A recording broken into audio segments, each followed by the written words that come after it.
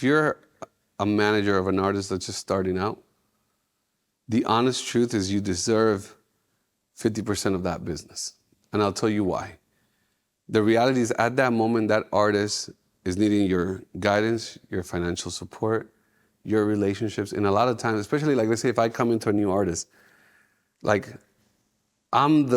I have already my relationships. I already have the understanding of the business. I already have the knowledge. I'm not learning that with you side by side. I already You've have established it. this I've already. established so this. as an established manager, yeah. I'm coming in. I always tell people, here's the thing.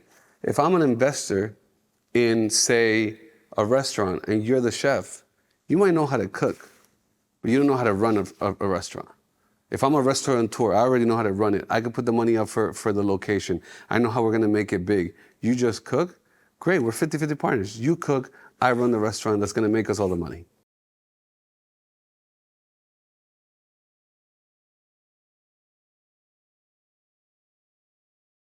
Hey, just saw your 50-50 interview on artists. I was wondering if you could help me or someone you know in the Phoenix area could help me with my music. I'm willing to give you 70%.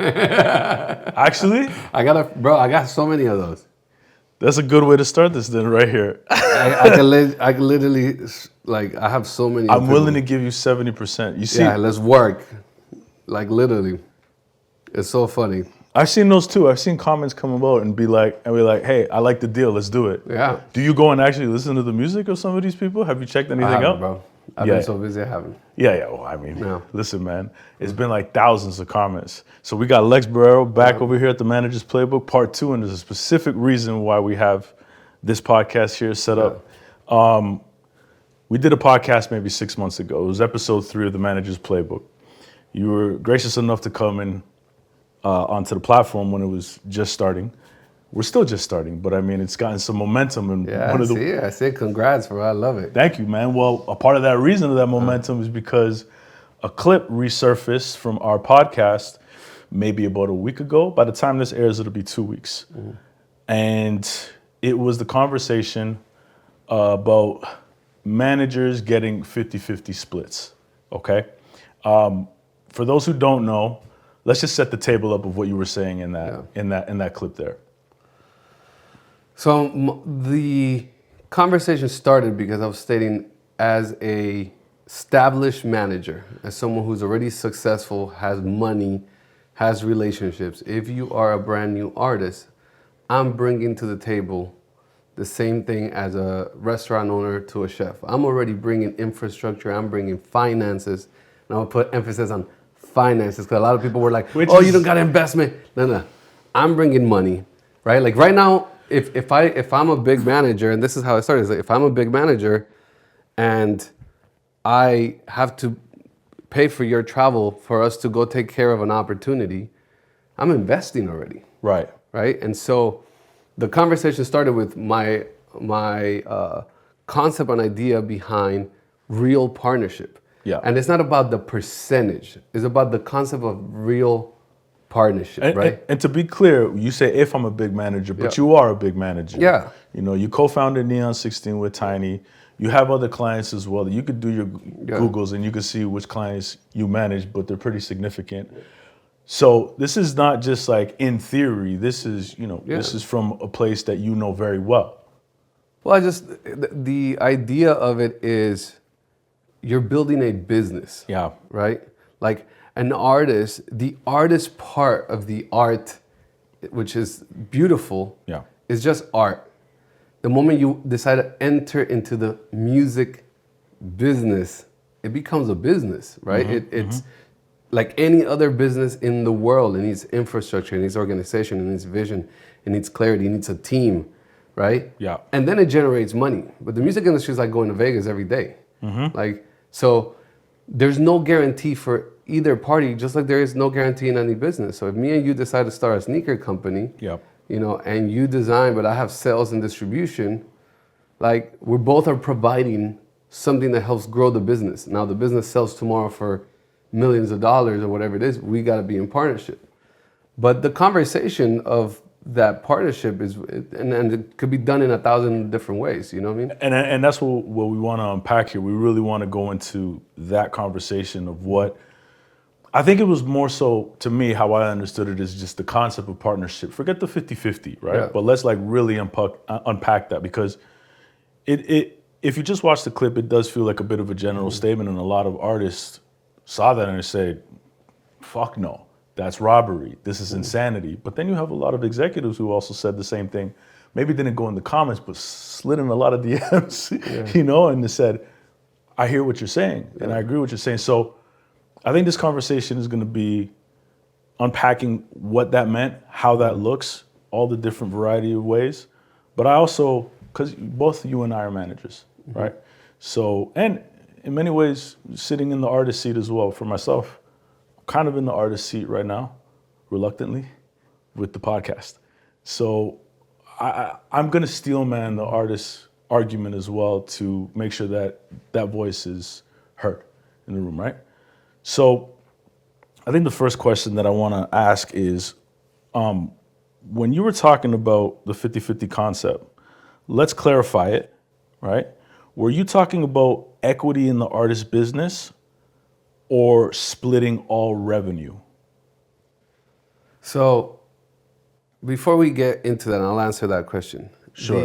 The concept behind the conversation is, how do you value a manager's work, right?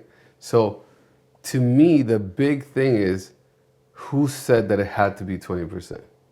Like, who created the standard of, I'm going to do X amount of work and that means 20%? And then, like any other business, if I hire you as a salary employee, you're gonna ask me for a scope of work. Yeah. That is valued your $19 an hour or your $100,000 or your $1 million salary, right? Managers, and the issue with how I think that the industry has valued managers is that there's not a certain scope of work that says, okay, great, you'll be my manager, but you work 9 to 5, you get to do that. No, it's all the time. 24/7. And so the concept of the 50-50 rule for me was, let's build a company together, right? Yeah. Let's build an entity, an LLC, a corporation together, where you as the artist are providing your artist services, right? And you do a recording agreement, or you do a publishing agreement, or you do a producer agreement with the company, where now your rights for a certain amount of time, X whatever we decide, are going to be there. Me as the executive are now going to come into this partnership, and I'm going to bring infrastructure, my team, my money, my finances, whatever that is, right? And we are going to go build this business together. Right. With the end goal that when it gets to success, I'm not disposable, right? I am not in a place where you could just say goodbye and all the work that you did is only worth whatever it's worth at that time, because I've seen a lot of managers get fired right before the breakthrough. And I've seen a lot of managers build the breakthrough, but right before the big check come in, get fired. Sure. And so to me is, how as managers do we protect our value, and who is the right person to figure out what that percentage is? Not every manager can build a company because they don't have expertise to build a company. Right. And not every artist will be successful. And not every artist's music, or not every artist has the work ethic or the things needed in order to be successful. To all my artists, managers, and labels, how are you making sure your artists' biggest supporters actually hear about new releases, tours, and merch drops? Because if you're still relying on social media or basic text and email services to do the heavy lifting, you're leaving money on the table, and I need to tell you about Forever Fan. Forever Fan is a modern CRM built specifically for the music industry. Not only does it let you communicate directly with fans via text and email, its analytics and automation tools let you segment fans, track engagement, and optimize your campaigns to send the right fans the right messages at the right time. And that's just the tip of the iceberg. I know firsthand that there's a million things to keep up with when managing an artist's career, especially when you're releasing music or about to hit the road on a tour. So the fact that Forever Fan alleviates pressure by making sure valuable data and fan engagement opportunities don't slip through the cracks, it is an absolute game changer. That's why Forever Fan is already being used for rising artists, established acts with over 10 million monthly listeners and everything in between. I even use it myself because you and I both know fan data is gold in today's market. But what you do with it after you have it is what really matters. So if you want to sell more tickets and merch, push more streams, and drive real fan loyalty, Forever Fan should be your top priority to check out. Visit foreverfanmusic.com today. Now let's get back to the pod. So I think it's important to go back. When you're talking about the 20%, this is what we're talking about is manager commissions has been the industry standard for X amount of years of 20% commission based off of gross of an artist. Yeah. Is that correct? And some people do it over net, right? So, but imagine that. So it's gross. Yeah. If you have gross revenue. Yeah. Let's call it gross for simplification. Call it gross revenue. So for those of you that don't know what gross revenue means, it means at the top, before you take out expenses, taxes, and everything else, your manager commissions 20%. Yes. Somebody established that. I actually don't know who established that, but I would like to know who established the 20% rule. Yeah. Right? It's a good question. Yeah. And they'll say like the gross is $1 million for an artist. The 20% of that is $200,000. Exactly. I don't think that you can go and get $1 million endorsement deal for a brand new artist unless you have incredible leverage. And maybe I'm wrong and you've experienced this before and you saw it. Maybe that's where the smile's coming from. But in order for us to get to that $1 million brand deal, I gotta put in the hours in the studio. I gotta make sure that the music is connecting. I gotta make sure that the marketing is on point and the story's being told. I have to make sure all of these things are happening now, in tandem. How many artists do you know? There's very few that handle all 5 things of the things you said. How many artists? How many artists do you know that draft their own marketing plan, right? That figured out their own music, that you didn't connect with the producer, that you didn't help figure it out, that you didn't go help to get the feature. That like, mind, again, not every manager is great. Tory Lanez, we were just talking about this before the interview. Tory Lanez put a video clip together where he said, a great manager gets you things you don't deserve. Mm-hmm. So my question is, if you, that's an artist, and that's one of the most conflicted artists, like, it must have been hard to manage Tory Lanez, because he's Tory Lanez, right? Right. But Tory is telling you, yo, I value a manager because a manager could bring me things I don't deserve. Mm-hmm. So my question is, regardless of the percentage, so get rid of the 50-50, it could be 30-40, how do you value the manager's worth? Right. That's really what the conversation and the topic is that went viral is like, yeah, it went viral because people are like, what? How the hell? But if you go back historically, the manager's artist relationship that have been really, really successful as far as for the manager as well is Scooter also owned SB Projects, which was also the label, right? We're building a company together. Yes. Because I'm not talking about, I'm just your manager, I'm not putting any money, I'm not building a business. No, we're building a business together. Yes. And across the board, that means, yes, I'm gonna have to put money into you. Yes, I'm gonna have to build a team around you. Yes, I'm gonna have to support all those things to value my 50% against your art. Mm-hmm. But again, how do you value it? That's the $1 million question. As an artist, both ways, because I respect artists. I'm an artist, I'm a creative. So I respect the artistry of what I do, and I think my art is valued. I want people to pay me millions of dollars for what I do. Mm-hmm. But the question comes down to, how do you value it? And who makes the decision? That's an important thing to note as well, because there are managers who are very I'll say they're more so on the administrative side, they're more so on the business, they get the calls, they know how to make sure that it gets to the right people and, kind of that, right? Like more business minded. But you also have several managers who are just like you said, who are a creative manager. Yep. I think of myself as that as well. I'm more of a creative manager. Now, I know how to scale business, right? Took me time. But in my heart of hearts, I feel like I'm a creative manager, that I can understand vision, I can understand strategy, I can know how to connect culture, all of these things that you're saying. So in that sense, totally, you're building a business together. What I think is actually a really important thing to note, to add on to what you're saying, is a lot of the reasons why the 20%, 15% commission is based off of a very old, antiquated model. It's when the record labels were gatekeepers. The record labels had distribution power, right? They had it in a stranglehold. Something called the internet came around, something called Napster came around, changed the entire business. Now everything is democratized. Artists and managers can now get their music out to the world without having a record label involved, right? Hundreds of millions of streams, and we're seeing it time and time again, the model. So, to your point, in this day and age, I do truly think that the most successful managers, their role has become more of the label. So is what you're saying that basically you're offering all these label services? So here's what I'm saying, right? The conversation was based on a new artist coming into relationship with me. We're not talking here about an established artist. We're not talking about a junior manager only. Like, but we should talk about the junior manager. We will, yes. As well, yeah. But I'm saying in the particular conversation I had of her, how I see it, to me is I see an artist, regardless of size, and I say, I want to be in partnership.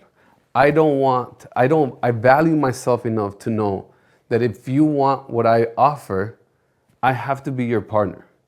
Now that partnership could be 40, 60, could be whatever it is, but I have to be your partner, meaning I want to own and co-own the creative work and the growth of the business that we're doing together, because I'm at a place in my life where my time is money. Yes. My relationships are worth. Yes. My ideas and creativity are worth.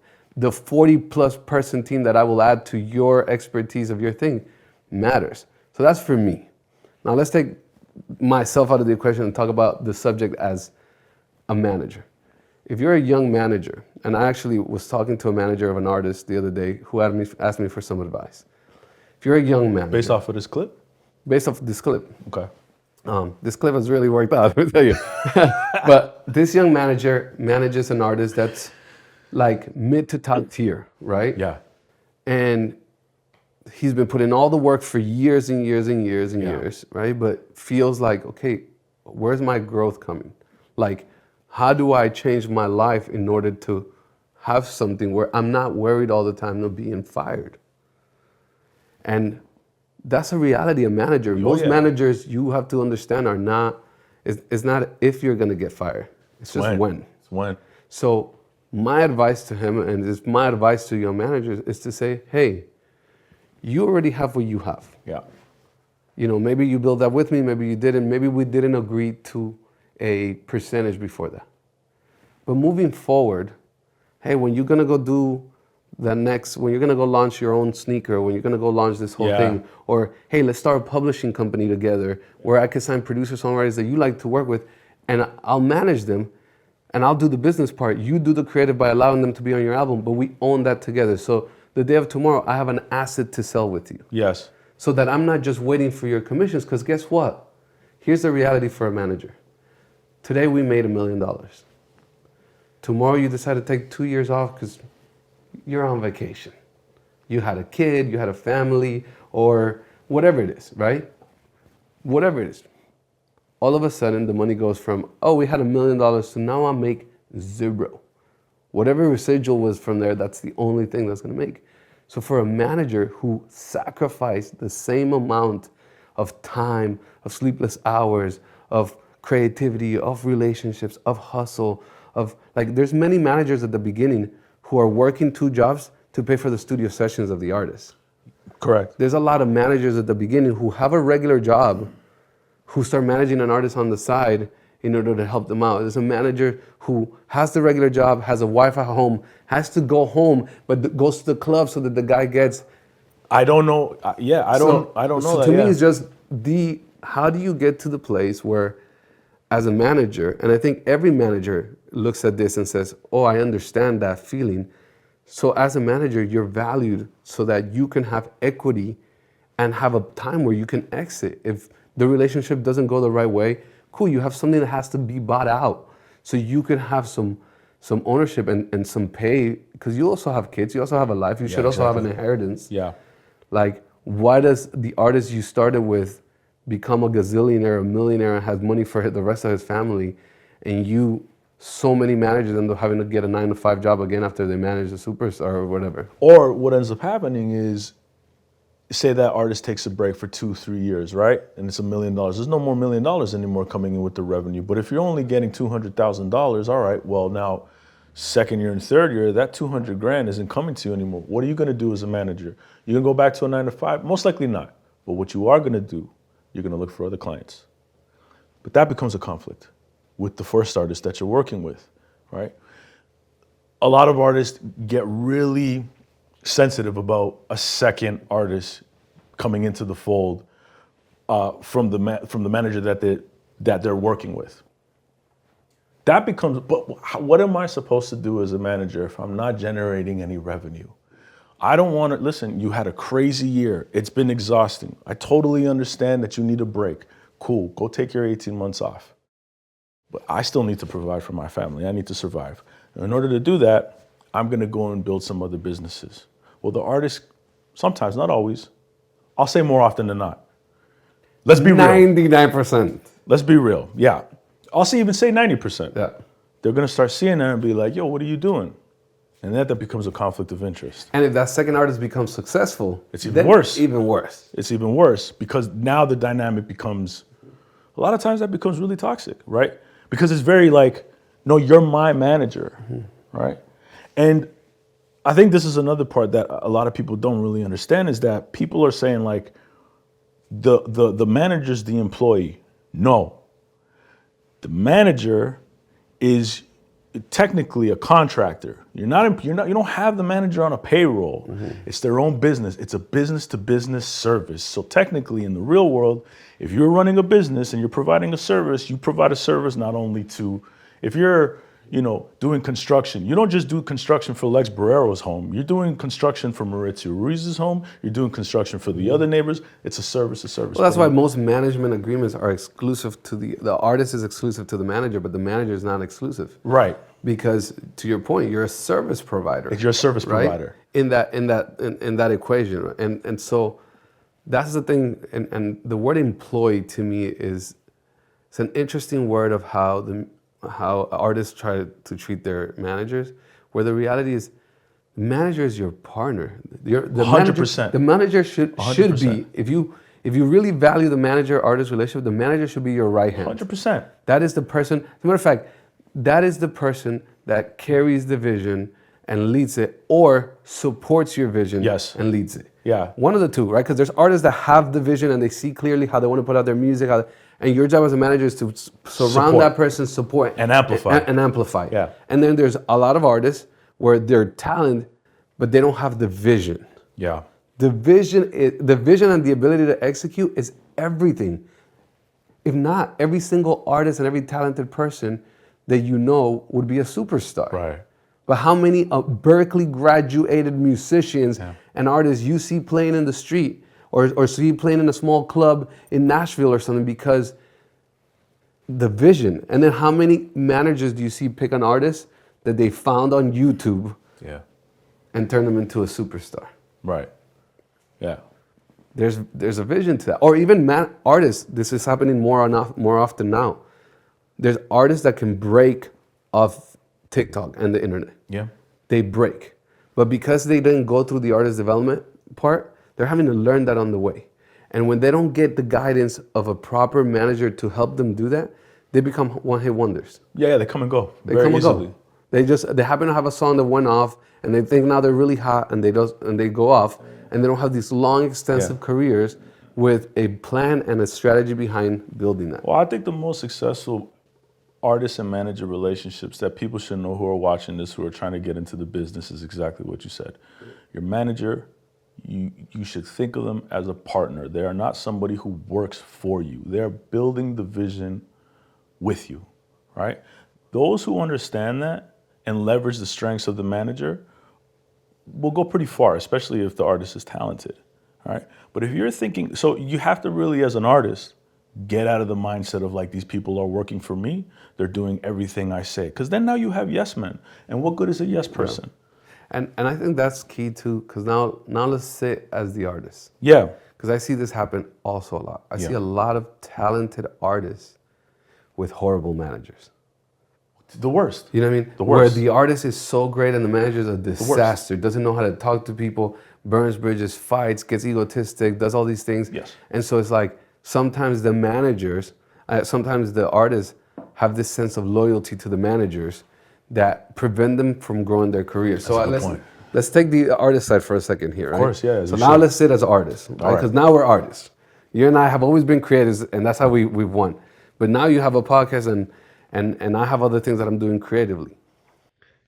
And I happen to see this a lot. You get stuck with a manager who happened to be with you, who was your friend or who was the guy, and you saw it, and you get stuck because that person doesn't have the right level of expertise, doesn't have the relationships, doesn't have sometimes even the right Forget work about the ethic. relationships. They just don't have the wherewithal. They don't Yeah, they don't yeah. know how to read a room. And they will maintain you. They will burn relationships for you. They will, and Yeah. I think as an artist, Yes. the one thing that I always tell people is be black or white. The gray area is what creates the problem.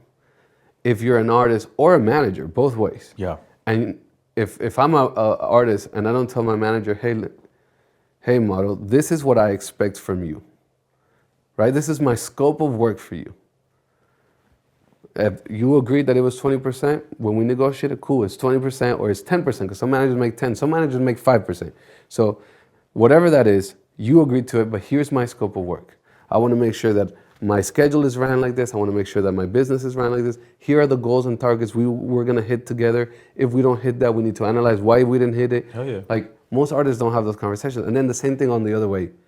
Most managers don't have the conversation before signing with an artist. Hey, I'm not your employee. I am your partner. Yeah. I will help you solve things, but I'm also not your babysitter.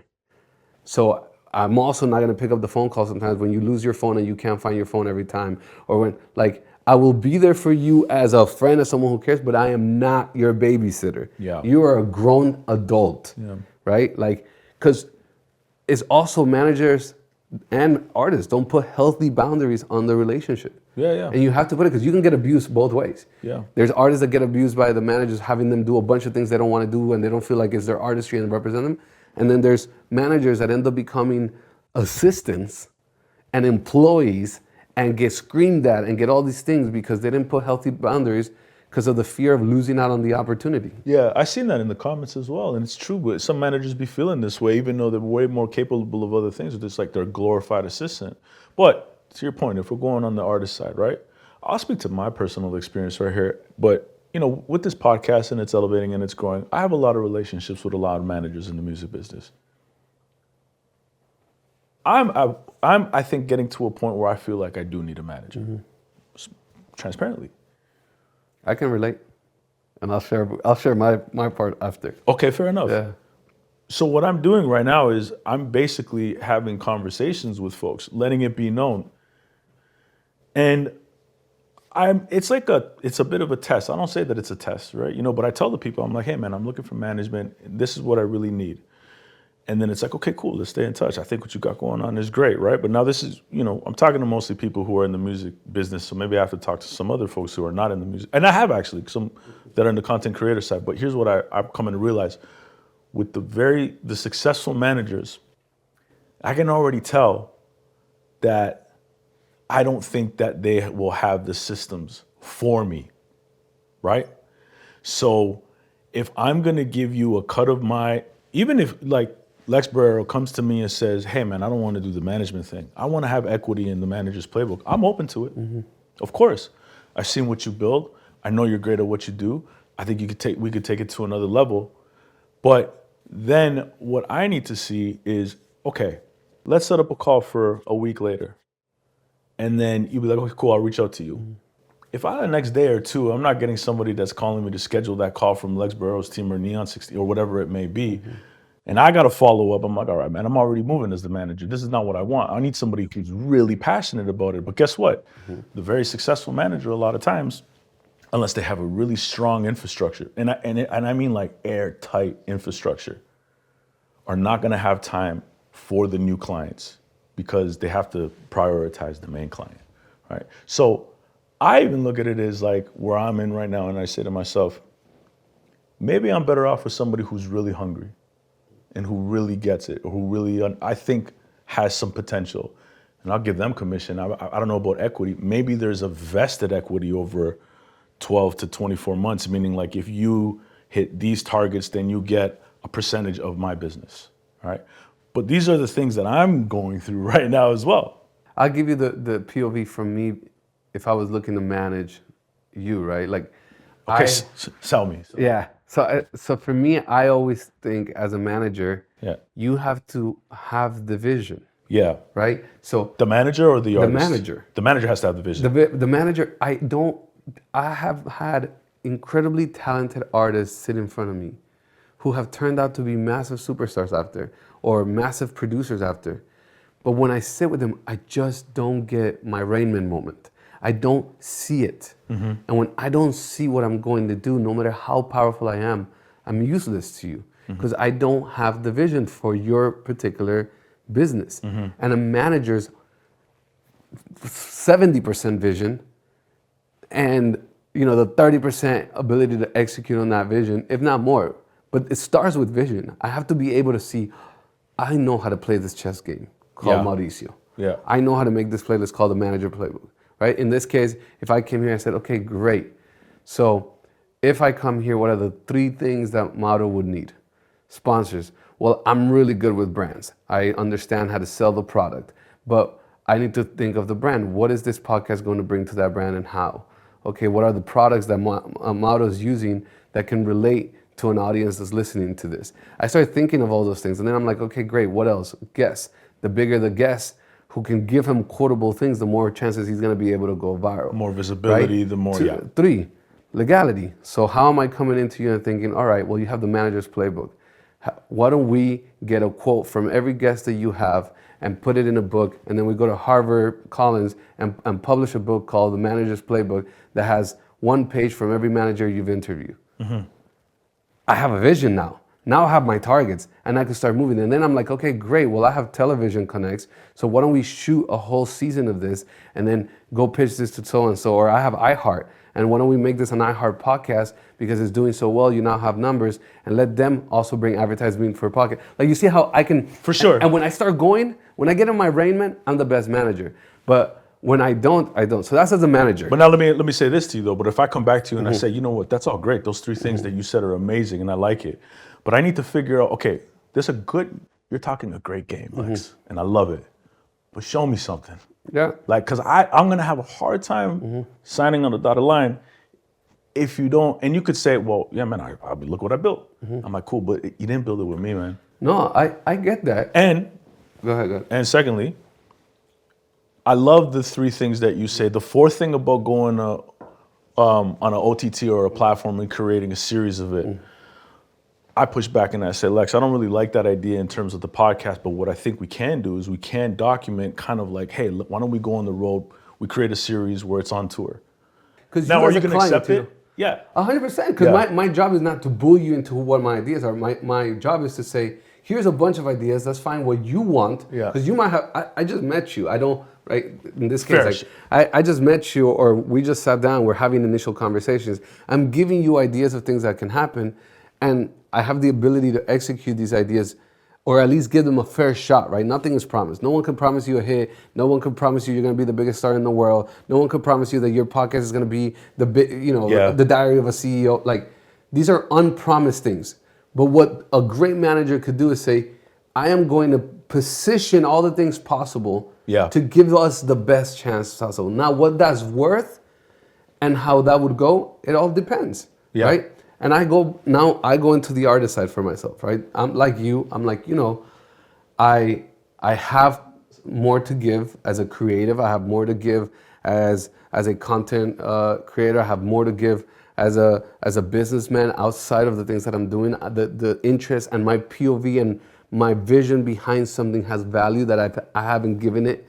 So I sit back and say, well, I'm doing all these things by myself. I'm launching the podcast and curating my things with the watches, and I'm building community with this, and I'm giving my creative things to build publishing, and it started to get to me. Well, maybe I need a manager. Maybe I need a manager that is really well sought out in the things that I need. What do I need? Okay, I need a manager who understands book publishing really well, who understands conferences really well, because there's a business For sure. of live conferences. IRL. And that's something that I want to do, right? So I then start having, as a client, I know what I'm looking for, which is something, again, clarity is what artists need to have when they're looking for a manager, and what managers need to have when they're signing an artist.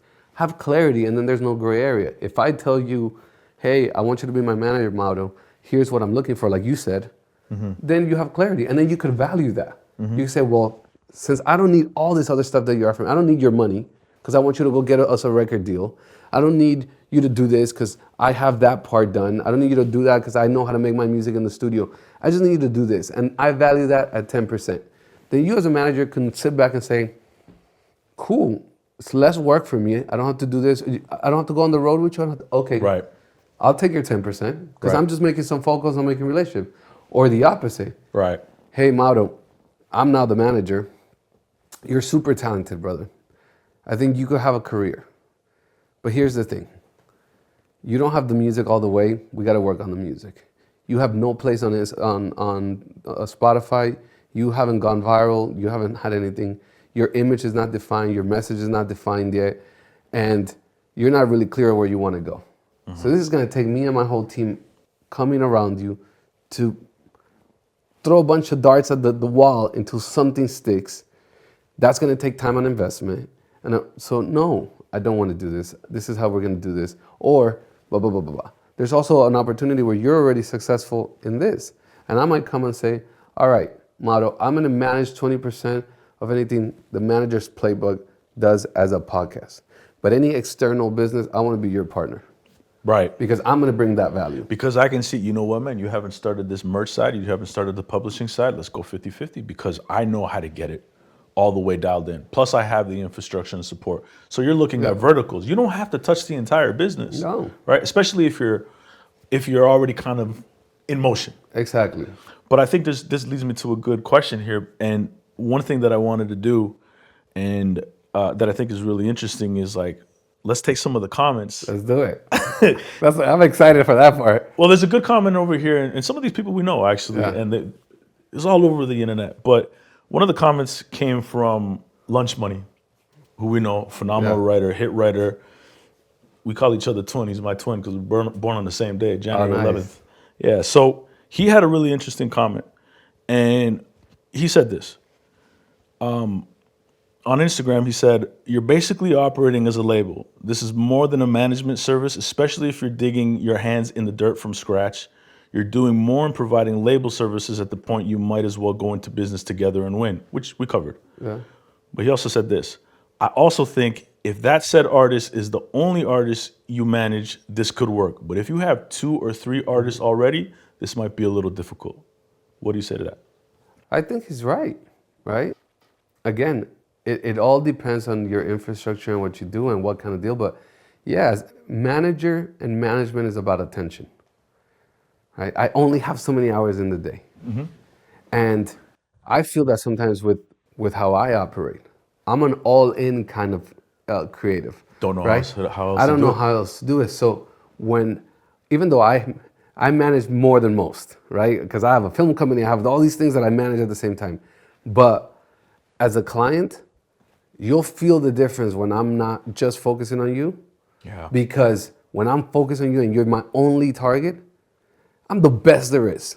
My energy and my level of manifestation, my level of clarity where we're going is just incredible. It's my God-given gift and I can do it. So I agree with him. And that's why I said it's a matter of clarity at the beginning. You know, you can say, great, I'm going to give you X amount of percentage. You're going to do all this stuff. But then I want to be your only client. And if we sign another client, let's sign them together. Okay. You know? Okay. So that's important thing that talk a bit about that. Yeah. So again, my idea behind building a real business with a partner is we are partners. Yeah. And again, sorry, just to make sure, let's establish this. Yeah. When we say we're partners, we're founding partners in a business. Yes. Meaning if you're in America, you're both creating an LLC together. Yes. You know, that's how you're doing it. Or in Canada, you're incorporating. Yeah. But whatever it is, you're 50-50 partners in this business, or however you want to split Exactly. it. We are 50. We in a business, in a corporation Together. that is legally placed. Yes, which means you, as a company, expenses are shared. 100%. Yeah. Expenses are shared. Yeah, yeah. Very key. Yeah. Now, mind you, if I have more money than you, I might say, okay, listen, I'm going to put $100,000 of my money into the business to hold those up to get some offices Of course. or whatever, to get started. Yeah. But it's very similar to what I did with Tiny. What I did with Tiny is we created Neon 16 as 50-50, and then we signed everything else under Neon 16, including himself. Like we just started to build businesses around that. So the publishing company, the management company, the film company, and then we started doing a bunch of other things because we were building a business together. We were co-founders of something. And part of that co-founder and part of my responsibilities as the co-founder of the business was also managing his career. Correct. But my big part, we grew Neon to everything else that we've become because we were partners. So partnership is key. And you could do that, mind you could do that with, I know multiple managers that say, I manage Mauro and I'm just his manager, but with Billy over here, we co-own a publishing company together and we have that artist signed to that publishing company and then we're doing this together. You can have that diversity. Now, if I'm asking you for just you as an artist, all your 50-50, I agree with Lunch Money.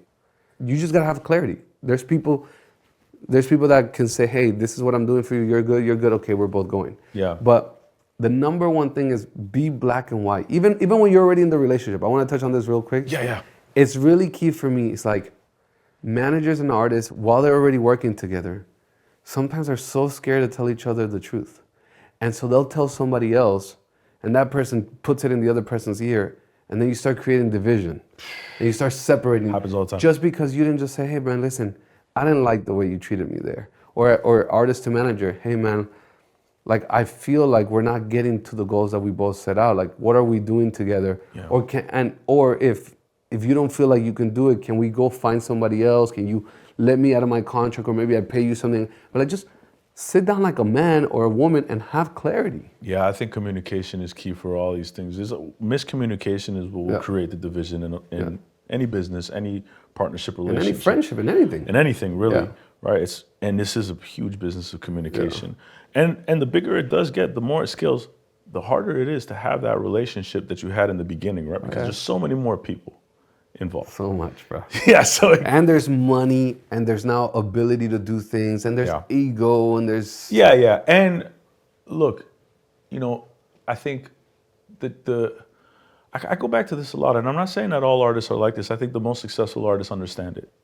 But the managers are usually business-minded. They're entrepreneurs. An artist is an entrepreneur as well, too, but they don't consider themselves that. But the best artists are good entrepreneurs. Taylor Swift is an incredible songwriter. She seems like a sweet girl, but I know there's a killer there. I've never met her, but I know that person is competitive, business-minded, incredibly sharp. You don't get to that place if you're not that person, but that's not everybody. And they probably also too, there's an evolution that I think people forget. It's like, artists forget that, when you start, even with managers, the relationship at the beginning is very much led by the manager. And then at some point, you, as an artist, you grow, you have your interests, you have other things. You also now have money. So you can also change and say, hey, manager, I don't want to, our original contract ended. We had a really great relationship. But now I'm at the place where I'm making $40-50 million a year. I'd rather just hire a CEO who's an executive and pay that executive $3 million a year that I know exactly what it is every year, no matter what. And that person comes with all these other expertise of running a huge corporation that you didn't have. No love lost. You made me who I am. You helped me come to this place. I hope that in our relationship, you've made your money. But now it makes more sense for me just to have a salary employee, which is like, I believe what Taylor has, which is just, she owns her own company and she pays employees executives, which it's okay. That's okay. Yeah. But there's a growth, and then just the same thing. There's managers who grow. The artist has the explosion, but then kind of slows down. It's not as hot. Yeah. And because the artist is not as hot, I'll still manage you. You're still my brother. I still hold your business. But now I have to grow like Scooter did. Like I have to grow to have a company, so I have a future. So I'm going to manage 3-4 artists. I'm going to sign other things as I grow. Yeah. You're still the love of my life. You're still the reason why we both got here. But I also want to grow and I expand. And my relationships got bigger. My money got bigger. I could invest in things. Both of those things are okay. Yeah. Those are not bad things. And the realities. And they're realities. Yeah. We're human beings. We evolve. Yeah, the human element is really important. That Yeah. what you're discussing there, I really like that. Clip that. Yeah. It's an interesting dynamic, and I want to go back to the partnership, right? Because I was thinking about this, and I'm trying to think. I'm like, and I don't have the expertise to like really, I guess, figure out how to make it work. But so you said we created LLC together, right? With this artist, we build this business together. Every other artist here now, we're going to sign together, right? So that second artist that comes into the fold, is that artist now just signed to the partnership? Meaning these other artists here, you're not creating businesses with them, but are you doing 50-50 deals with them? And if you are, is there some kind of profit share for those artists in that business? Because other artists that come behind them? It just depends what you're signing. Yeah. Right? If me and you, we build a company together and Billy again, I don't know why I got Billy, but it sounds cool. Yeah, right, Billy, yeah. Billy comes into the equation, and we say, hey man, we've made some pretty good money together. We should sign this, right? And so we should sign them to a 360. We should give him some money for the label. We should sign his publishing, and then This we guy should. just said 360. And then we manage it. No, There's gonna be another one that's gonna go crazy. 100%. But here's the thing. Yeah. If it's clarity, is not an issue. The issue is not that people take the negativity to, how could you want that deal? Hey, I'm a businessman. I want what I think is best for my business and for my investment, my dollars. Yeah. Now, you don't have to accept it. And That's very true. and mind you, it might benefit you because so many, again, this happens consistently. Like if you're a big, I'll give you an example. If you're a big artist in relationship, let's say, I'm trying to think of a label, but whatever the label is, and I say, hey, I'm gonna pay you market value for you, by the way. I'm not trying to cheapen you out. I'm gonna pay you, you're worth $1 million in the record side, I'm gonna give you $1 million on the record side. So I gave you the same exact amount any other label is gonna give you. You're worth $300,000 in the publishing company, I'm gonna give you $300,000. I'm giving you the same thing that any other major publishing is. Mm-hmm. And then you agreed to just sign to me, so we keep it all in-house because you like how we work together. And then after you sign the record deal and all the publishing deal, if you want me to manage you on top of that because you want to keep it all in-house, I could manage you. But that's, again, it's all negotiables, all decisions. I'm going to offer you what I think is the best benefit to you. But if I'm just your manager, even I've managed and published people before. And what I always do is if I manage you first before I try to publish you, then I'll take you to all the publishing companies. So you can meet everybody. And then I'll also put my offer on the table as a publisher. Is that a conflict of interest? No, because I'm just putting all of it. I'm letting you and your attorney choose. You have an attorney. Yeah. You guys can negotiate against everybody else. I'm just giving you the option to sign the meet too. Yeah. I don't have any, my conflict of interest always ends with, you get representation. Get yourself an attorney. My job is when we're negotiating a contract against me, have your own thing, bro. I don't want to be like, oh, he guided me. No, brother. Hire an attorney. Are you Whoever telling you the want. artist? Yes. Are you recommending the artist? Yeah. Attorneys? I'm presenting them to all of them and say, pick your own attorney, whoever you like. Yeah. Because because what if I go and take an attorney that you don't know? that's okay. Okay. If it's the attorney you want, that's okay. Yeah. Right? Because that's the flip side of that, because some people could say and read that, it'd be like, well, yeah, you have relationships with all these attorneys, so if you're going to go to such and such. Yeah, but attorneys have moral clauses and things that they can't, they're going to put their fiduciary responsibility. Yeah, they're not going to just go into. But you know what? But man, it's the music business, bro. Yeah, and in the it music is. business, you could say, like, this is the one thing that I learned when I got into the business really early on, is that all of those lawyers who are representing artists, they are also having great relationships with the major labels. And guess what? Oh, 100%. The firm that they're working for, that top lawyer over there is representing the CEO of one of the 3 major labels. But again, the number one thing is clarity. every single human has the ability to make decisions. Yeah. And artists, especially artists, sometimes feel that everybody's out to get them. If you read some of those comments, which we should go back to reading some of them are like, you're a law. No, brother. Nobody's making you sign anything. You have a responsibility with yourself to get the best advice you can get. It's just like if I go to my lawyer and I say, hey, do you represent Mauro? If he lies to me, then I have a problem. But if he tells me clearly, hey, Lex, I represent Mauro and I represent you. So I'm in conflict here. So one of you is going to have to get another lawyer. Okay, cool. Right. I get it. Yeah. I'll go get another lawyer. And this happened to me before because I've been represented by an attorney. I present that attorney to my client so that while we're working together, the client could use this attorney. And then I've had the client, use that attorney in a negotiation with me, and I've had to go hire a different attorney, even though this was my original attorney. Interesting. And it's okay. And I've had that attorney whoop me, like legally, like batter me, even though he was my guy. He has to represent his guy, and that's the fair thing to do. And I understand when he sends me comments that are, I want to, punch him in the throat. I understand, even if he was my attorney, even if after this deal he's still my attorney, I understand he's being responsible and representing his client. And that's the shit people forget. Yeah. Let's get into some more comments. This is a wild take. Cap, write this 16 then. What? I don't know, bro. You said, What did he say? some guy said, laughing out loud, Cap, write this 16 then. Like, it's really interesting when artists get really offended. Like, I understand the passion for the artistry. You know what I mean? Because it's meaningful and the art means I'm a creator, I'm an artist at heart. But it's so funny how they don't realize there's a lot more artists that don't ever make it than the ones that make it. So that tells you that, like, talent alone doesn't do everything. Well, I think this is an interesting one over here. Isaac Hayes. Isaac Hayes III, I guess. I don't know. Put it up. Well, he just said then sign the artist. Yeah. But to me, that kind of goes two ways. It's like, well, I don't want to sign the artist because if I'm signing the artist, that's just what a major label deal is, right? Yeah. So what do you think about this? Hold on, this was okay. Frederick. Stay away from people like him. No,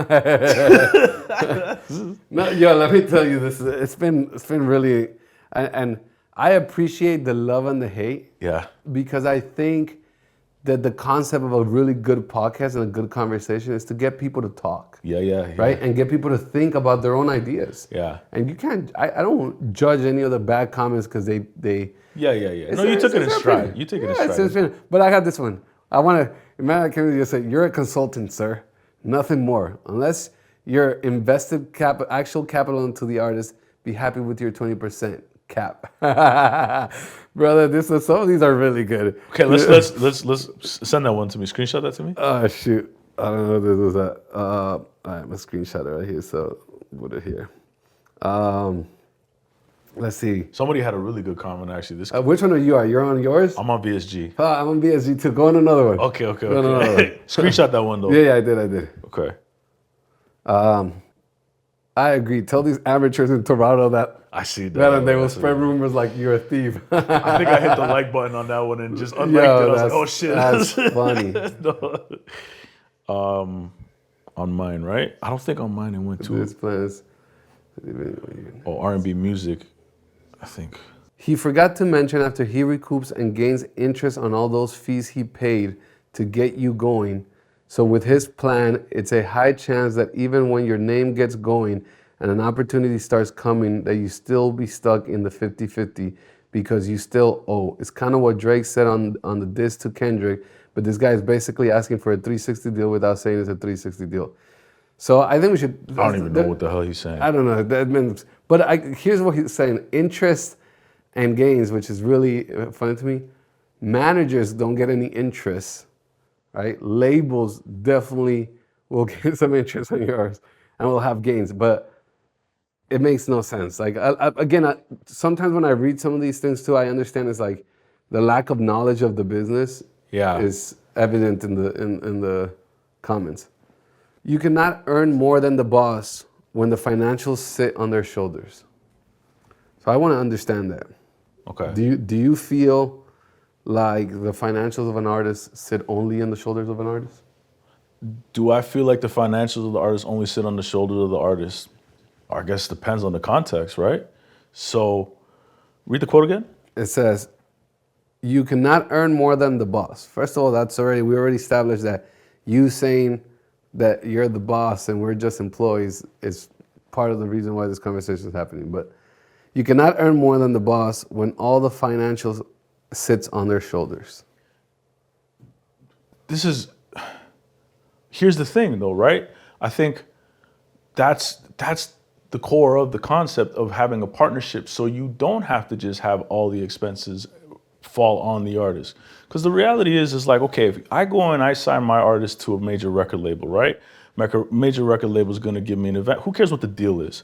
But they're going to give me an advance. All right, cool. But if I don't have much leverage, I still need to build an internal team. Because I have a product manager that's over there that's responsible for 20 artists. They have a marketing department that's responsible for 30 artists, because now day and age with social media and how online strategy marketing works, everybody's always on. Meaning like you always have to have delivering content. So this marketing strategist at the label doesn't have time for it. So I got to build my own internal team. So guess what? That's going to come out of my pocket. I have to pay for that. All right. And so I think the core of the concept of what you're saying is, hey, well, listen, because if you're taking the commissions, you don't have to pay for that. But the other side of it as well is the manager is like, yo, we need that person, right? And guess what? You know what? We'll split the cost on this person. But I'm still only getting 20%, and you're getting whatever you're getting. You got the advance, and like, okay, cool. But we're not making any money. So I'm like, you know what? Because we really need this, and you don't want to take the brunt of the responsibility of paying somebody for this, I'll split it with you. And then now you're building this business. And you know how many managers do that? Plenty of managers will do that. How about this? I think a common mistake managers make is you're not clear about the expense back to the artist. So here's one thing. That's very true. Let's take the concept of this person. You're the boss. So I work for you. I work in a company. Yeah. You need me to travel to China to be with you? Cool, pay the flight. That's your expense. Pay the flight. As an artist, yeah. Pay the hotel, pay my food. Correct. Because I could be at home. Like, I can still do my job. I can still manage it. No, like, so if I have to go over there, that's your expense. That's a trip we're doing. Like, if you're an employee in my company and I make you go to LA from Miami, I'm paying your flight. Yeah. And I'm paying your food, and I'm paying whatever else, and your Ubers and all the stuff like any other business. Yeah. What artists don't understand is when I have to take those, where you don't have any money, and I have to take those trips to New York or LA to meet with the record labels, to do this stuff, to pay for your first photo shoot. Like, I remember we could talk about this story together because we worked on this project when I was in Canada and I signed Alex Vellies, who happened to have a Latin hit in Canada. The cover of the only Latin hit maybe the only one, only ever in the history of Canada, and one of the first big Latin songs that broke on Spotify. Shout out to Alex, by the way. Yeah, shout out to Alex. But that first cover, he was wearing my shoes. I paid for the photographer. I paid for like all that initial stuff was all. And he was signed to a label. And he was signed to a label. Right. The label. So why didn't the label cover the cost? Because they didn't believe in the artist. So why'd you sign the fucking artist? That happens every day. You know why? It's because they want the market share. They sign the artist because the artist had the hit, but then the artist gets cold, and then the manager has to fund the bill to keep the artist going until we find the next hit. Yeah. I mean, so many people have this happen. Like, you have assigned the artist, even at the biggest of levels, and all of a sudden the label just turns the faucet off. Yeah. No more cash flow, no more marketing. Yeah. But to your point, but we need this. How you want me to blow up my artist if I can't even get him on Fallon and we have the opportunity to get on Fallon? Yeah. So you put up the money for the artist. Exactly. Or vice versa. Let's say you're not putting up the money for the artist. Say they have the hit and the artist has some success, and they are intuitive for the business side, right? It's like, but the faucet is off. The money's not coming out anymore because you're cold. Okay, well, man, we have to market this. We got to go and do Fallon, and I really want to do this thing, but it's going to cost $100,000. Guess what? If the label is saying no, because they feel it's not worth it, the artist is going to have to cough up that money. That money is coming from the business, that the LLC of the artist. It's not coming out of the managers. So again, I think now when you're looking at it and saying, hey, we have a partnership with the manager and the artist, and say you do great business, then you go do a deal with the label and you do a distribution deal. We can get into that afterwards because that's a whole other That's a whole other thing, yeah. But let's say we go and do a deal. Well, we're partners. Now, you don't take as much of the brunt of having to pay for all these expenses because our LLC, the label's not going to give us the money. Well, guess what? We have a company together. We've built a really good revenue. We're profitable. We've done the strategic. It's not just us. There's a good business manager that's involved. Yeah, go take that risk. It's good. It's worth it because X, Y, and Z can come from that. But now it's a responsibility for the both of you, right? Yeah, I mean, look, I think the core of our whole conversation comes down to first answering the question of why 50-50, Yeah. right? Well, or why 20-80, Yeah. right? And I think at the end of the day, that question and the value of each person is intended to be given by that person negotiating. Yeah. You can negotiate an 80-20, you can negotiate a 90-10, you can negotiate a 95, or you can negotiate a 50-50. All based on the value that each person can bring to the table and what they feel and if the other person agrees. Or you could say no and Right? walk away. Or you can say no and walk away. Yeah. Now, the reality is the best relationships and the most fruitful relationships in life and in business is when it's a real partnership, because you're taking the best of what a manager could give, the best that the artist could give, and together they build something that, in my case, I've seen firsthand has had the most success for both parties, is when there's real partnership in that part. And the reality of the whole conversation is, hey, both humans are sacrificing. If you have a great artist and you have a great manager, Yeah. right? We're not talking about like, oh, subpar artist. No, great manager, great artist. Both humans are sacrificing time, family, their dreams. They're sacrificing money. They're putting all the hours. They all are, because I've never seen a startup manager go to a rehearsal for a tour and the manager not be there. I haven't seen a startup artist go on tour and the manager not be there. I haven't seen an artist who's in the studio recording and most of the time the manager's not there. Or if he's not there, it's because he's over there doing business and trying to network and trying to get himself more relationships so that while you make the music, he For can the break startup it. manager? Yeah, for my manager. That was my entire 2 years in LA with Jesse. So you are putting in the Yeah. same equal In the amount beginning, of time. I mean, yeah. And again, to me, is value each other's time. Yeah. And as a manager, my advice, if you're a manager, find value in what you could bring to the table and get equity. Because if you don't have equity, you will be fired and you're left with zero, and your sacrifice, for the most part, won't have the real value or the real return on investment that it could have had if you had some equity in the things. And as an artist, hey, if you value your manager and you think he's a great manager and you think he's making a difference in your career, think of the manager as a partner, find value in building a business together that you guys can grow and have multitude of things, and understand that he's a human just like you who would like to leave money for his kids, who would like to have it. And understand that yes, your art and your idea for your art is the product, is the Coca-Cola inside the can. But without the machine, the Coca-Cola doesn't sell. It's just black water. But without the Coca-Cola, what do you have? What's the whole business around it? Yeah, but you need both. You need both, right? There is a lot of Coca-Colas in the world.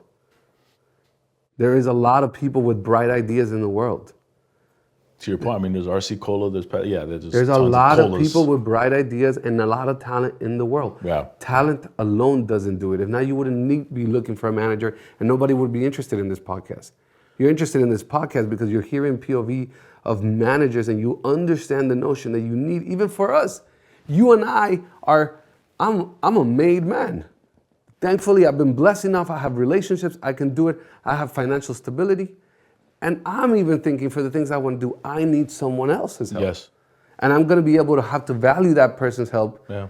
in my business, just like a business. Yeah. You take investment into a business because you need the money or the relationship or the partnership to grow. Yeah. So those three things to me are the most important things of this conversation. And I think, so I don't have a specific comment, but I've seen dozens of comments that said, this will never work. Somebody called you the devil. Yeah. Like, Someone said, literally, you're Satan. yeah, exactly. But, and a lot, and to the point is like, this will never work. I'm going to talk about this because you've mentioned it, and this is public. If you find it, we're talking about a lot of the internet who doesn't know this business. They say this will never work. It's robbery. It's thievery. Okay, cool. We have Lex Borrero, who's in front of me, co-founded Neon 16 with Tiny. I don't know the particulars of the business, but you guys built a business, created a real catalog together, and I only know this because at the same time that you guys sold catalog, we also did the deal with the same company, Impact, for Jesse to sell catalog. This is public information. How can you tell me that didn't work? Because you guys actually were able to sell catalog together. You both built a business together and grew a business. Whatever the splits are on that, it doesn't matter. But at the end of the day, I don't know if that's really happening. I don't know if you get Lex Borrero super engaged in the business of Tiny if he doesn't have equity in this business. Yeah. I can also name... I'll say this. What's it? Just to finish this thought. There's two other, off the top of my head, two other artists who are incredibly successful, done really well in the last 10 years, who went in a partnership with their artist and sold catalog together for tens of millions of dollars.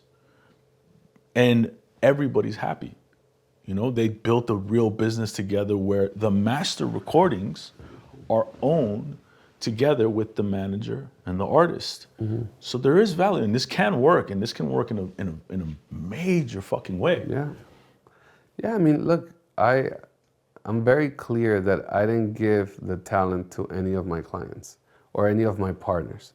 I didn't give them the talent. Yeah. I just provided vision and the ability to execute on that vision. Yeah. And that was the value. And the value in all the beautiful things I've done with all my clients, because throughout my career, all my clients, and I don't mean the clients of the whole company, right? Because I have other managers in my business, I have other people that brought talent and they do their own deals with the talent. But that I've personally have managed or I personally take care of, I always have found that being partners has been the best result. Every single business I've ever started in my life has been in partnership. Every single business. I have a partner in every business.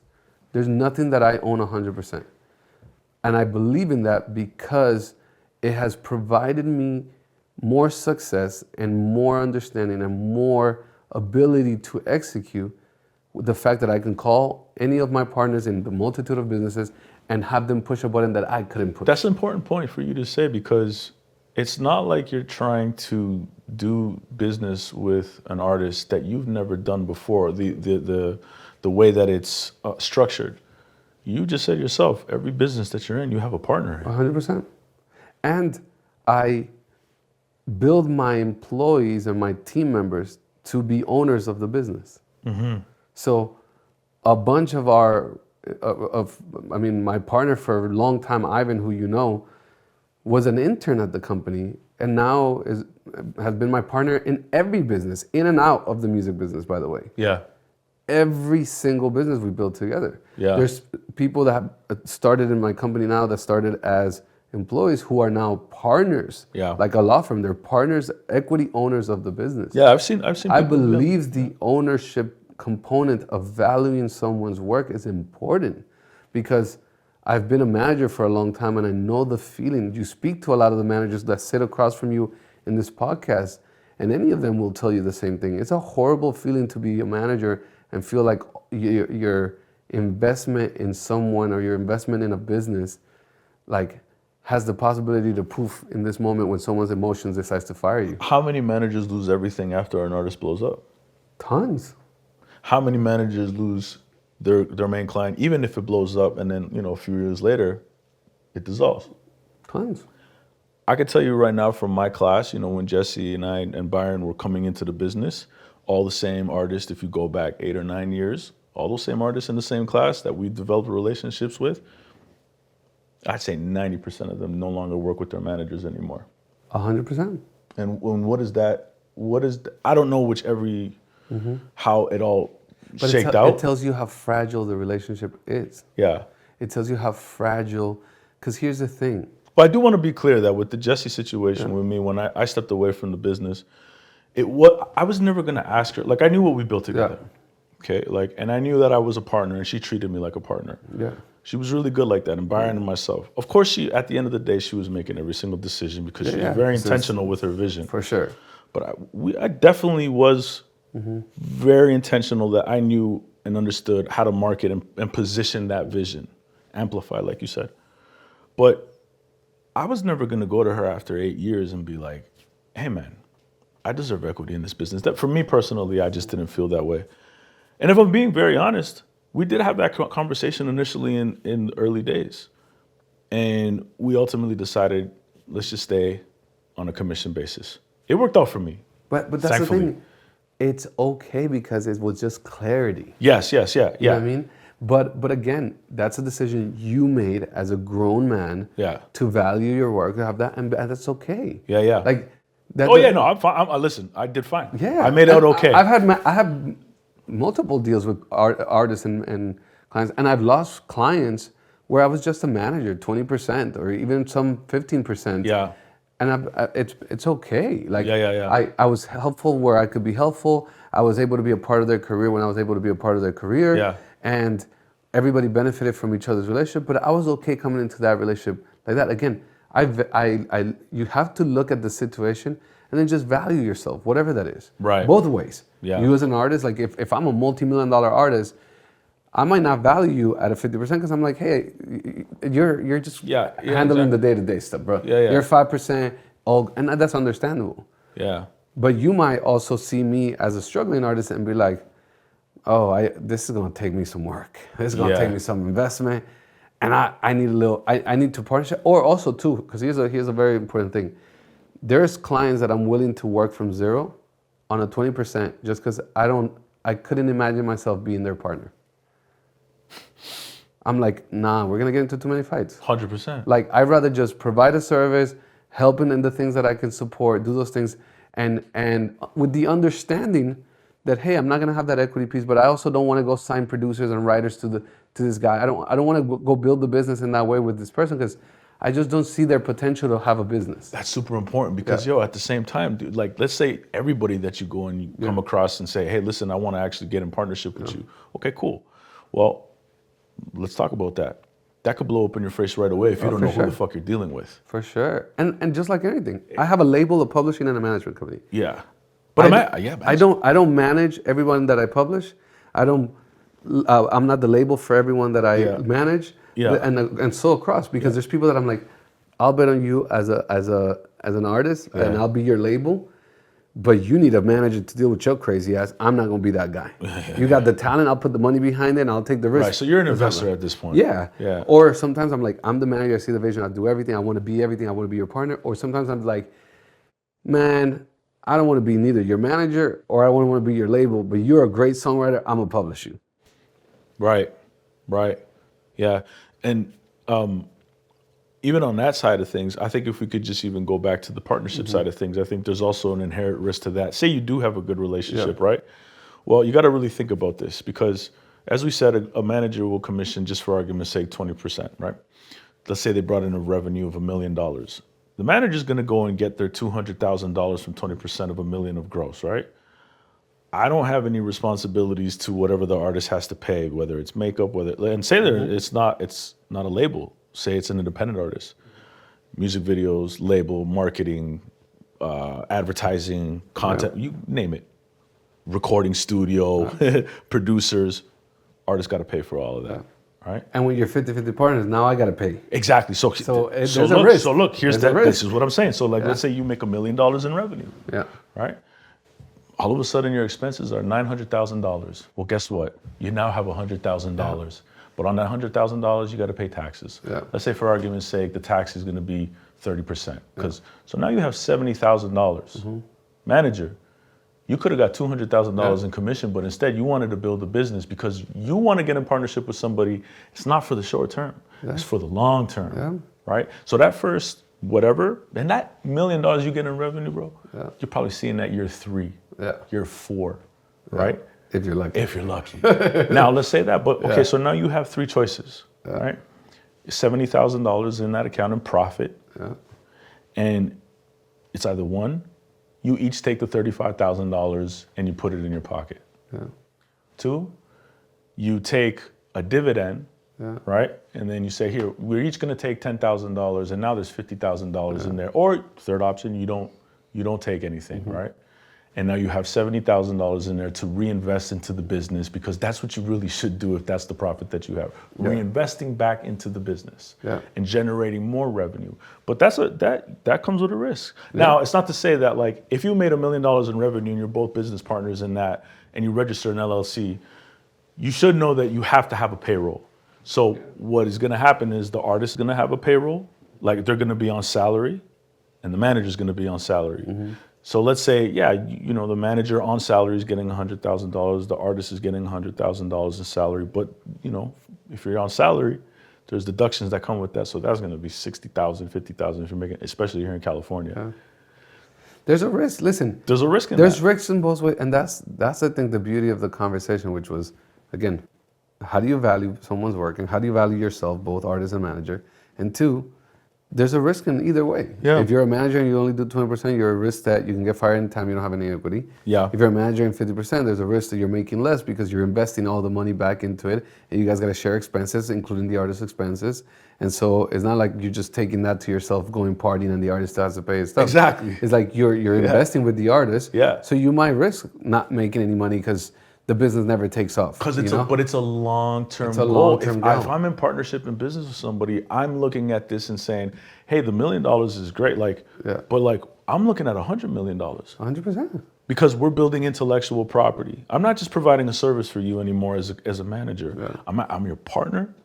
You have IP, we have IP. We're gonna build this and grow this together. And I have the means and I understand how to do it. You make great art. Lex is an incredible creative. I'm an incredible business-minded person. I'm a great entrepreneur, and you just put the hat of manager on me because that's what this music business does. It doesn't realize that managers is so much more encompassing in this day and age. But I'm trying to go for the exit of $100 million, or maybe we don't exit because business is really fucking good. And what am I gonna do? Go sell this business for $100 million and go build the same business that I love, like that famous Mark Zuckerberg quote? Like, I'm not gonna take the money. I'm just gonna build something else like Facebook. You know, you have options. What your family's taken care of. You know, this is, I think, what the long-term play is in that business partnership. It's security for everybody. It's the humanity. At the end of the day, it's a conversation about the value of someone's work. And whatever that is to each person. There was a comment that I saw, and I think that we should touch upon. Someone said, managers come and go. What do you think when you hear that? And there's an artist who said that. What is your thoughts? I disagree. I think great managers tend to stay longer than artists. There's managers who've been around for years. I'm talking about 40, 50 years, way after the artist's career has stopped, because they found another artist. You know, some of the biggest managers in our business have been managers forever. You know what I mean? Since the 70s, 60s, because they found another artist, and they still manage sometimes the bands that they managed back in the 60s, and then also managing the brand new rapper that's out right now. Like, that's a fact. Those two are a fact. Like, just like, you know who I think of right away? I think of Shep Gordon. Or Urban Aesop. Or you know, you have the Eagles, and then you have the Aesop group manages like almost everybody. Like a huge, that's true. You know, a huge amount of artists, and you know, look at Red Light Management. Like Red Light Management has some massive amount. Like managers, the thing is that managers don't get hot and cold as quick as artists do. Artists get hot and cold really quickly. Like, and why? Well, because music changes, because it's hard to have a hit, because most artists have a hard time dealing with fame and everything that it creates, and because it's trends.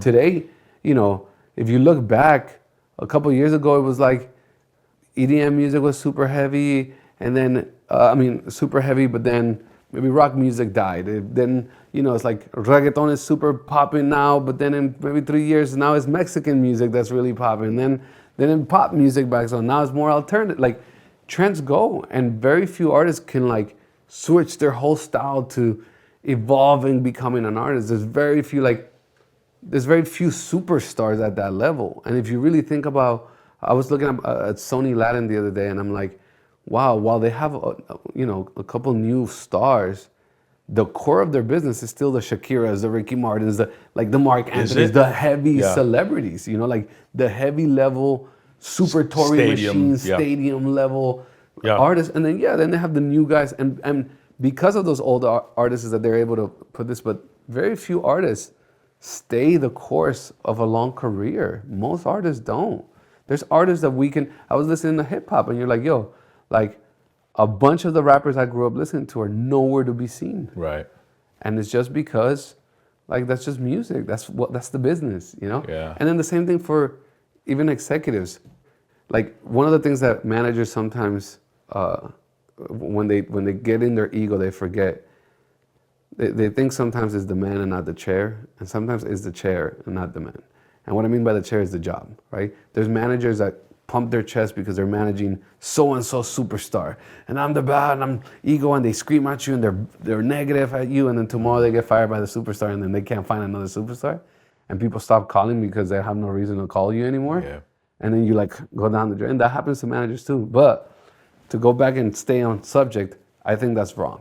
I think managers will outlast artists most of the time. And I think it's also naive, that comment, because that just means to me that you don't understand the business. Because I think a very important part of this is if you're an artist coming into this game, the ones who do thrive are the ones who understand business. Because it is, to your point, the music business. As an example, maybe you don't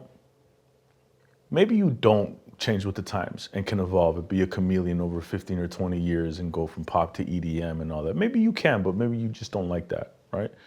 But if you learn the things that we're talking about, and hopefully the stuff that people are picking up with the manager's playbook, is that if you learn some other verticals of like, hey, you know what?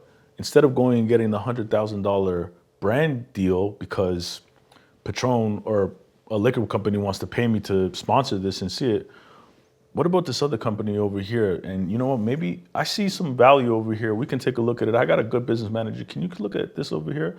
Is there a possibility to get equity on this? Fenty. Yeah, equity, bro. And there you go, right? Fenty. Rihanna doesn't have to make another record in her life because she is just absolutely crushing with the businesses that she has. She's gonna make another record, I'm assuming, at some point because that's what she loves to do. She's an artist. But she knows the business. But it's the same thing as knows the business. Use that same model for our whole conversation. Yeah. Right? So artists' comments on our post were that they are the brand, right? Yeah. So they're saying, hey, I'm Patron, I'm paying you $100,000 to just give me your image. Like, here you go, because you're an employee, bro. I'm just paying you to endorse my shit, but I can get anybody else. I can get another manager. I can get whoever, right? By the way, shout out Patron. I don't drink anymore. Shout out Patron. But if you ever want to sponsor this podcast, it's right here. We'll put it right here, Presented by Patron. And what you're saying for smart artists to do is what we're saying managers need to do, right? Which is saying, well, if I'm going to give you, artists would say, if I'm going to give you my image, if I'm going to market you, if I'm going to push you out, if I'm going to use my creative strategy to make your bottle cooler, I want equity. Yes. Because I know that if I don't have equity, you're going to sell 100 million bottles of Patron, and I'm going to make $100,000 you paid me. So as a manager, you're saying, hey, value what I'm putting in here, because I know that if I am doing all these things, you're going to sell 100 million records, and I want a piece of that that I think I deserve because of what I'm bringing to the business. But if not, you just want me to get 100 grand and keep it fucking moving. Right. That's a great analogy. Same concept. You want the same way that you want an artist to look at a brand deal or a product line is the same way that a manager, you should look at your value. So I think we've spoken on So much. Yeah. so much over here, and hopefully we've unpacked You'll have a it. nice edit in here, a bunch of things you can put in. Yeah, and I think we've unpacked it, and I think we made it clear. But one thing I do want to come back to is, okay, so how do you feel that the artist should approach, if there is, like, what's the mindset of the artist to really build a business in 2025 in the music industry with, say, a Lex Borrero? Yeah. If you're an artist, number one thing is identify your needs. What do you actually need? Like, why do you think you need a manager? What is it you're expecting that person to do that you can't do for yourself? Okay, I need relationships. I need guidance in the business contracts. I need someone who worries about the business because you know what? I'm not business minded and I want to just stay in the studio all day and think about music. Okay, identify what that is. Then figure out who's the best person for your needs. Because not every manager is great for every artist, right? Yeah, it's very true. Like, It's very I true. can't manage a rock act. I don't know what I would do with that, Right. you know? Right. So identify the best person for that. And then ask yourself, what kind of artist do I want to potentially be? Am I the artist that I'm gonna fight for my music? I don't care about a hit. It's all about the vibes, man. I just wanna be in the vibes. I don't care about having the hits and the mansion. I just care about the vibes. Okay, maybe you're not thinking big. You know you're not gonna do big brand deals. You know that's not the kind of artist you're gonna be. You're not gonna have that kind of fame. Yeah. You're gonna be just a purist. Yeah. So get you a manager that can manage that and that has those same expectations and knows how to move you in that. But if you say, oh man, I wanna be Rihanna, I wanna be The Weeknd, or I wanna be, I don't know, whoever, Jay-Z, and I wanna have businesses and I wanna have all these things, get yourself a partner. Yeah. Because what you need is a partner. You need someone who understands business at a high level. Yeah. That could negotiate a brand deal where you get equity and then know what to do with that equity. Right. Know how to build your business. Then it's like, okay, well, I identify what I need. I know what kind of artist I want to be. And then now I know what kind of manager / partner I actually need. And some people just need a manager. Some people need a partner. And those are those three things. If you can do that for yourself, you're going to be ahead of the game of most people who sign a management deal blindly because somebody told them they need a manager. I love that. On the manager side, is it just fair to just say, hey, manager, stop calling yourself an artist manager. Just call it what it is. You're a label. Yeah. Is that how you look at it? But not every manager wants to be a label. So then do you deserve to be a partner then if not every manager wants to be a label? Because like technically I feel like a lot of what we're talking about has traditionally been label services.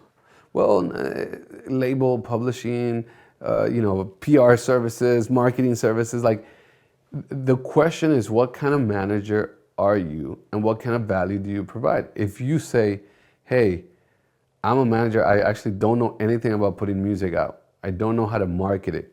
What I'm really, really good at is I'm relationship driven, I know how to have a really cool relationship with the artist where I know how to feel him. We're homeboys. We know how to hang out together. I know how to keep him on check and keep him focused. I'm disciplined.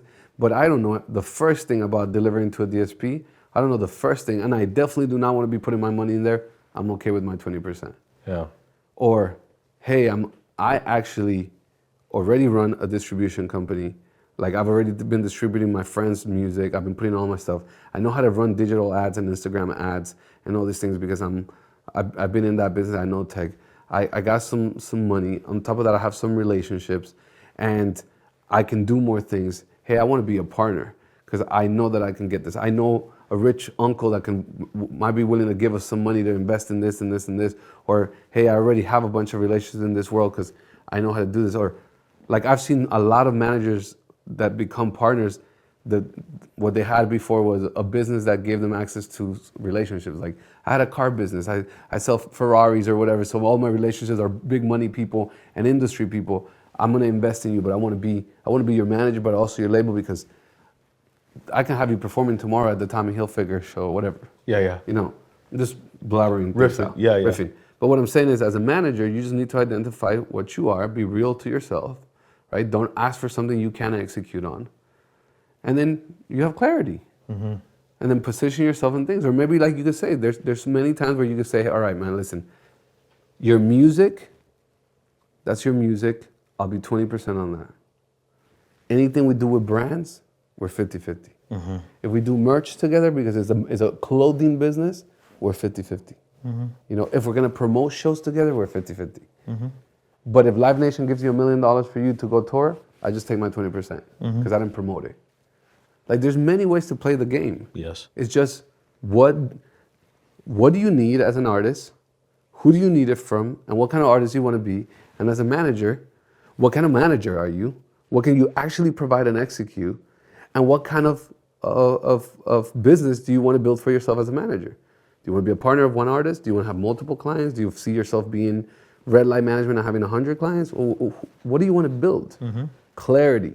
And then just talk in clarity to each other. And you'll have a nice relationship.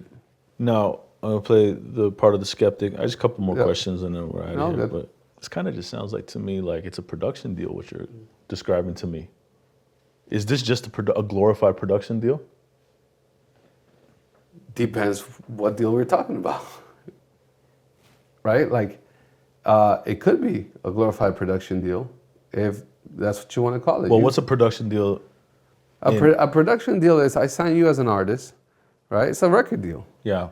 I'm signing you as an artist, and I'm going to provide you with studio, with money for this and this and this, and I'm going to get a piece of the pie. But that's a record deal. Production deal, you can name it however 10,000 ways you want to do it, or publishing. Or I'm going to get 10% of your publishing. I'm going to do this because I'm going to do Why do you think production deals are looked at negatively? Because a lot of artists have entered production deals, have become really successful, and then felt like that guy robbed me. Is a story. And some people did rob you. Like, you know, there's people that don't do nothing and they rob you, like just like in any other business. Yeah. But there's a lot of artists that benefited from having the production deals. A lot of artists, a lot of the big artists, like in hip hop, in reggaeton, that benefited from being in these production deals because the manager slash record label owner slash publisher provided them with an opportunity that nobody else would have given them at the state of the career they were in. Provided them infrastructure, gave them studios, believed in them, pushed them every single day, fought with the label, and when the other label didn't do it, they put the money up. Like, I don't know if you saw the Yachty podcast that he did with the guys from QC. I did. That's what they're talking about in that podcast. Yeah. Like, QC is the label. I don't know if they're public, but they're the label. They're the managers. Yeah. And they were talking about how, like, man, you know, they benefited from having that infrastructure. And there was many times where the guys at QC were about to be broke, and they invested their last $1 million. I think that's what the story was, into whatever the artist was, and then the song broke. Yeah. So I believe it was Migos. The artist benefited from it. I don't want to get the names wrong, but the artist, and I'm sure you guys can see it, probably you can put it in the link here, but the artist benefited from the production deal. Right. And then there's a bunch of times where, like, the artist pisses off the manager, or they get into something, and then the manager doesn't want to let him off the deal, and then that's why it's like, I shouldn't have signed all these deals to you, but historically it's worked more than it hasn't. I don't know the guys at QC. I just see like the business.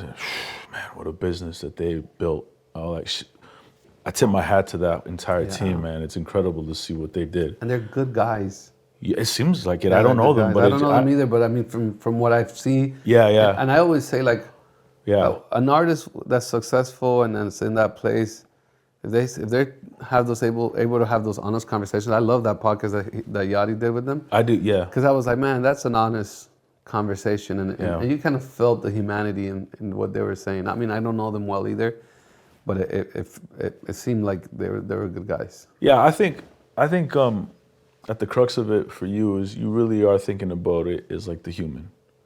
Always about the human. It's the human element, and where a lot of it, I think, the frustration comes with us managers, is that like a lot of times we don't feel like we're being treated like human beings. We're treated like the servant to the artist, and that's when things kind of get a little bit tricky. And for you, I think it's more so like, okay, I don't want to be in a relationship like that, right? I want to be in a real partnership, and I think there's a real understanding if you actually do incorporate a business together and you really are partners in a business, then that's what we're going to be, right? Because we both have a stake in this in a real way. And in that sense, now as a human being, I feel more valued. I feel like there's more integrity in the relationship. I feel like I'm not going to be treated a certain way. And there's a possibility that it can still go south, right? Like anything else. But to me, it does feel like a lot of that is just like, hey man, like we're all trying to do our best here.